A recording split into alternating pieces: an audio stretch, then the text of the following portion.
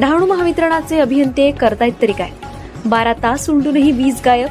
पर्यायी व्यवस्था व नुकसान भरपाईची मागणी. डहाणू तालुक्यातील पेठ गावात ट्रान्सफॉर्मर आणि लोखंडी खांब कोसळून 12 तासांहून अधिक काळ लोटला. तरीही गावाचा वीज पुरवठा पूर्ववत करण्यात आलेला असल्याने ग्रामस्थांमध्ये तीव्र संताप व्यक्त होतोय. अनेक तास अंधारात काढावे लागत असताना महावितरणाकडून पर्यायी व्यवस्थाही करण्यात आली नसल्याचा आरोप नागरिकांकडून करण्यात येतोय. दिवसभर वीज नसल्याने पाणी पुरवठा, मोबाईल चार्जिंग, घरगुती कामे आणि व्यावसायिक व्यवहारांवर परिणाम झाला असून प्रचंड उकाड्यात लहान मुले, ज्येष्ठ नागरिक आणि रुग्णांना मोठा त्रास सहन करावा लागतो.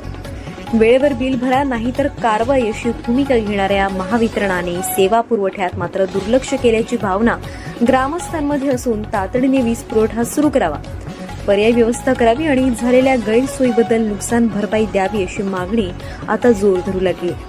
तर संपूर्ण दिवस व रात्र गेली, उद्या तरी लाईट आमच्यापर्यंत येईल का? महावितरणाच्या अधिकाऱ्यांनो आमचा विद्युत पुरवठा कधी पूर्ण करणार?